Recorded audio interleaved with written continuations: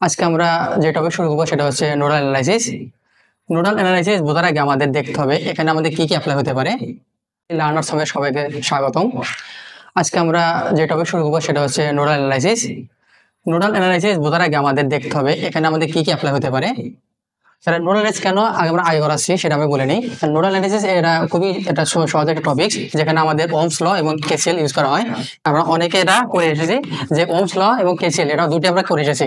Ohm's লটা কি আমাদের বলে নেই, একটু রিভিউ করে দিই আমরা। সেটা ছিল কি আমাদের I সমান কি হবে ভোল্টেজ পার্থক্য ভাগ রেজিস্ট্যান্স। এটা ছিল আমাদের ওহমস ল। ওহমস ল কিন্তু এটাই বলে আমাদের ভোল্টেজ পার্থক্য নিতে হবে এবং কি রেজিস্ট্যান্স ভাগ করতে হবে। এবং দুই নম্বর কি ছিল আমাদের কেসিএল। কেসিএলটা ছিল কি আমাদের আগত কারেন্ট সমান আগত কারেন্ট সমান সমান কি হবে আমাদের নির্গত কারেন্ট।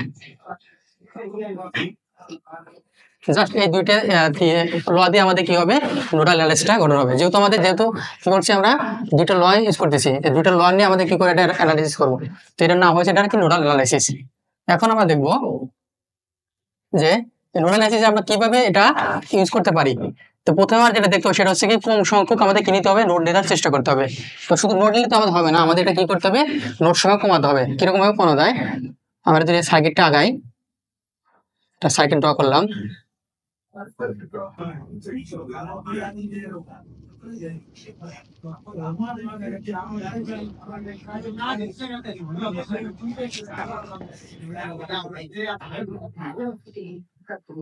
একটা সার্কিট নিলাম আমরা,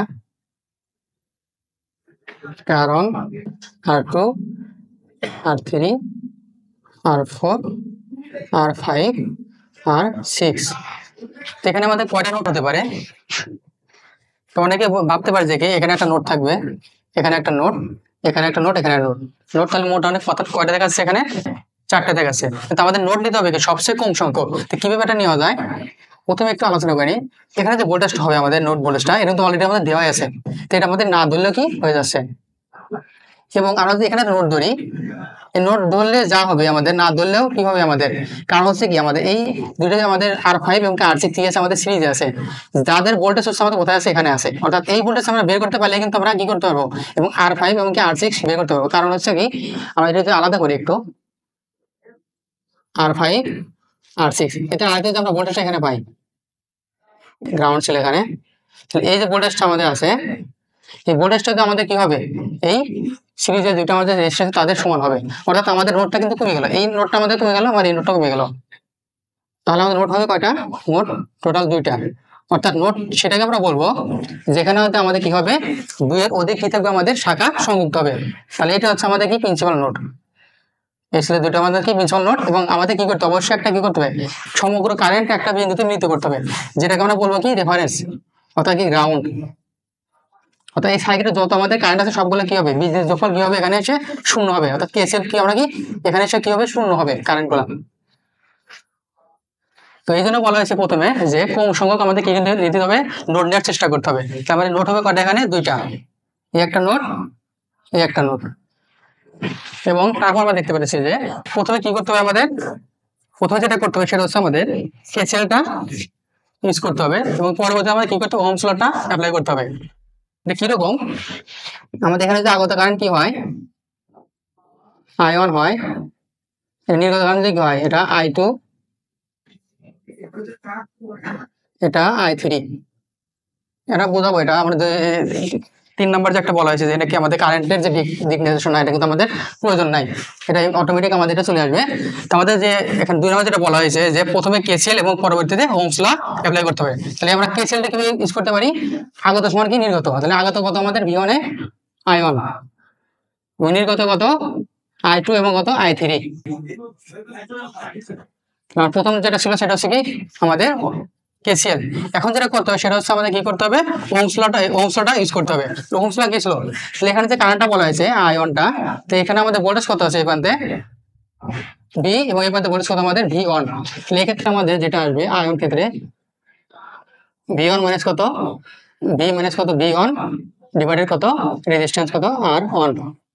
আইটুর ক্ষেত্রে আমাদের কারেন্ট কত, আইটুর কারেন্ট আমরা কিভাবে বের করতে পারি? এখানে আমাদের ভোল্টেজ কত V1 এবং ভোল্টেজ কত এখানে V2। V1 মাইনাস কত V2 ভাগ কত R2। এবং I3 এর ক্ষেত্রে আমরা কিভাবে বের করতে পারি? ভোল্টেজ এখানে আছে কত V1, এখানে ভোল্টেজ কত আমাদের 0। তাহলে কি হবে আমাদের V1 মাইনাস কত 0 ভাগ কত R3। এটা কিছু না, এটা হচ্ছে আমাদের এটা যে ছিল VA মাইনাস কত VB ভাগ কত আর, অর্থাৎ এটা কিরকম ছিল VA মাইনাস কত VB ভাগ আর। সবগুলো কিন্তু আমাদের এইটা কিন্তু ফলো করতেছে, অর্থাৎ আমরা যদি কেসিএল এবং ওহমস লটি সুন্দরভাবে করতে পারি তাহলে আমাদের এই নোডালটা খুবই ইজি হবে। তো আপনারা যেটা করবেন, ওহমস লর জন্য আপনারা প্লে লিস্টে যাবেন, এই চ্যানেলের প্লে লিস্টে গিয়ে 1 নম্বর ভিডিওতে দেখবেন ডিসি যে আমাদের ব্যাচে কোর্সটা ছিল সেটা 1 নম্বর ভিডিওতে দেখবেন, এবং কেসিএল যেটা আছে সেটা আপনারা দেখবেন হচ্ছে 6 নম্বরে গিয়ে, সরি এটা 7 নম্বরে আছে।